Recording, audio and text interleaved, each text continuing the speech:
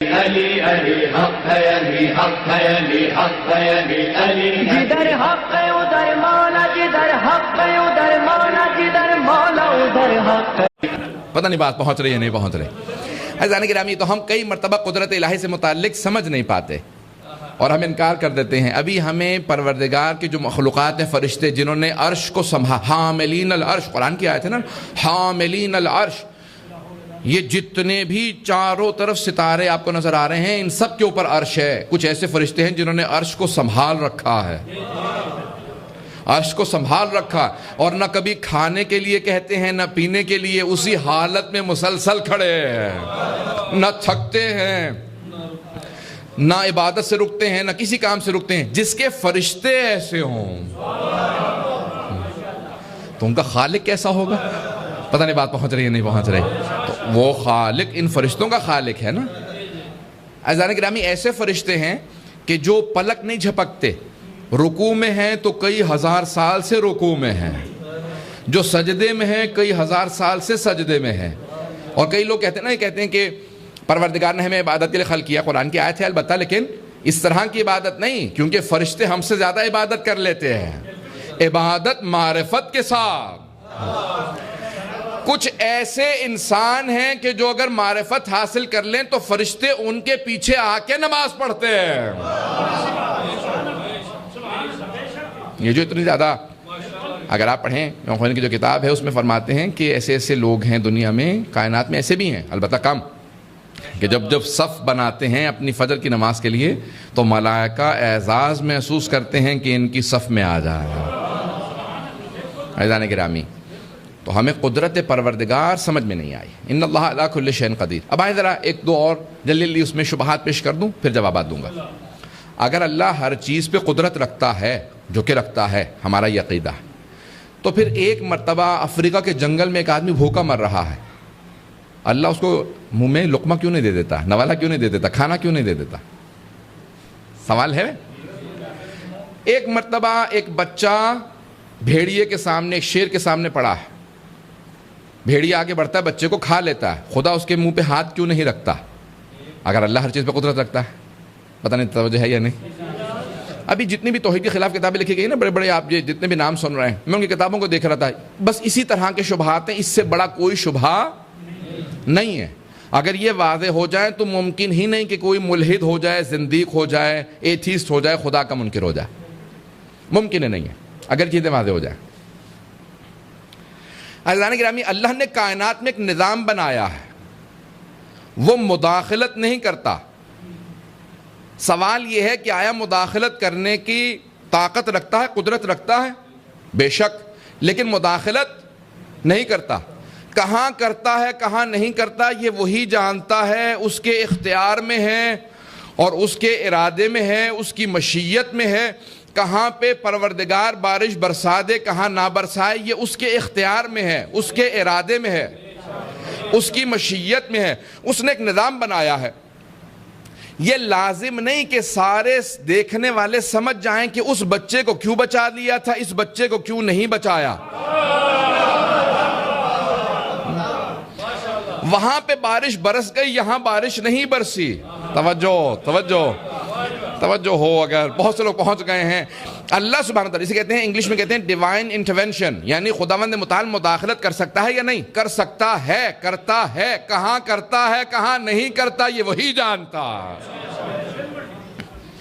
لیکن اب افریقہ کے جنگل میں ایک بچہ مر گیا بھوک سے، وہاں پہ اللہ نے مداخلت کیوں نہیں کی؟ عزیزان گرامی، یہ سوال قدرت پروردگار پہ نہیں ہے، یہ سوال اس بات پہ ہے کہ مجھے سمجھ کیوں نہیں آیا۔ میں یہاں پہ سادہ سی ایک مثال دے دوں۔ ایک بہت بڑے عالم مومن، ایک بہت بڑے مومن، دوسرے عالم دین، ان کے بہت دوست تھے، ان دونوں نے وعدہ کیا ہم میں سے جو مر جائے گا تو 3 پہلی راتوں کے اندر اندر واپس آ کے دوسرے کے خواب میں بتائے گا اس کے ساتھ کیا کچھ ہوا، تاکہ دوسرا تیاری کر لے۔ اب یہ مومن جو بہت مرتبے پہ ہو نا، وہی بتا سکتا ہے آ کے۔ ان میں سے ایک کا انتقال ہو گیا، دوسرے نے کئی برس بعد انہیں خواب میں دیکھا، انہوں نے کہا مومن تو اپنا وعدہ وفا کرتا ہے، جو وعدہ کرے اسے پورا کرتا ہے، اور مجھے آپ کے ایمان پہ کوئی شک نہیں تھا، 3 راتوں کا وعدہ تھا، اتنے برس بعد آئے ہیں کہ میں اب تک عذاب میں مبتلا تھا۔ توجہ ہو، ایمان رکھتے ہوئے کہا میں اب تک عذاب میں مبتلا تھا. کہا کیسے مان لوں کہ آپ عذاب میں مبتلا تھے؟ آپ کے زہد و تقویٰ کو میں نے دیکھا, آپ کی عبادت کو میں نے دیکھا, نماز شب کو میں نے دیکھا, علم کو دیکھا, ہر چیز کو دیکھا, کیسے عذاب میں مبتلا تھے؟ کہا ایک وجہ سے. ایک مرتبہ گھر سے باہر نکلا, بارش ہو رہی تھی, میں نے فوراً پڑھ کے کہا کیا بے وقت بارش ہے؟ کہا منہ سے فی البدی نکلا کیا بے وقت بارش ہے؟ میرا سفر تھا, بارش ہو گئی. تو کہا جیسے ہی مرا قبر میں آنے کے بعد فرشتے نے پوچھا پروردگار کہہ رہا ہے تو بتا بارش کب ہونی چاہیے؟ کہا تو نے کہا تھا کیا بے وقت بارش؟ اللہ یہ پوچھ رہا کہ اب تو بتا کب ہونی چاہیے کب نہیں ہونی چاہیے. کہا اسی پہ اتنے برس پھنسا رہا. وہ پوچھتے رہے. اللہ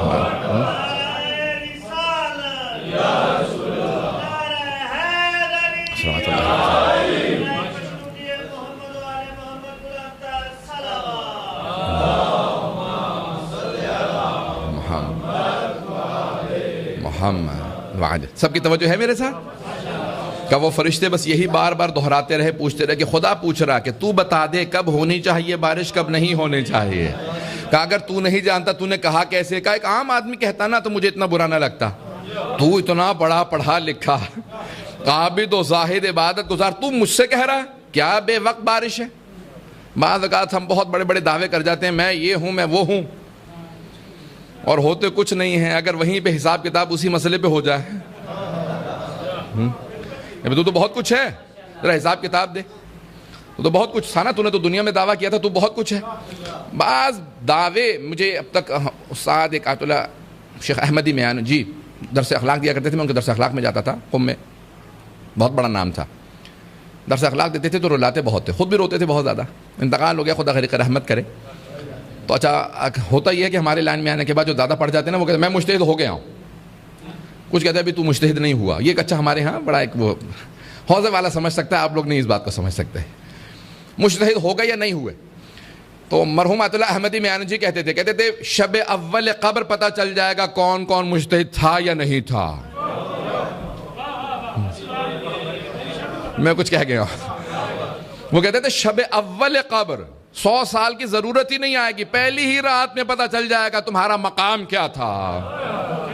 دعوے اتنے بڑے بڑے کر لے ہوتے, میں یہ ہوں میں وہ ہوں, میں علامۃ الدہر ہوں, میں اتنا بڑا مومن ہوں, تمہیں نہیں معلوم میرا مقام کیا ہے؟ وہ قبر کے اندر پہلی رات میں پتہ چل جائے گا میرا مقام کیا تھا. پتہ نہیں توجہ ہے یا نہیں.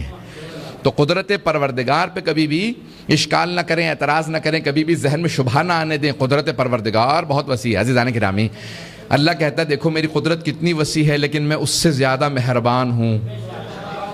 کہا تم کبھی تنہائی میں چھپ کے بھی گناہ کرتے ہو, میں کسی کے سامنے کھولتا نہیں ہوں. کہ یہ میری مہربانی ہے, میں تمہارے سارے گناہوں پہ پردے ڈالتا رہتا ہوں. کہ جیسا بھی گناہ کر لو میں پردہ ڈال دیتا ہوں. کہ یاد رکھو قدرت رکھتا ہوں گناہ کے دور میں, گناہ کے دوران تمہاری روح قبض کر لوں. کہ لیکن ٹال دیتا ہوں, جانتا ہوں بندہ تو میرا ہی ہے, یہ میری مہربانی ہے, قدرت پہ شک نہ کرنا. پتہ نہیں بات پہنچ رہی ہے نہیں.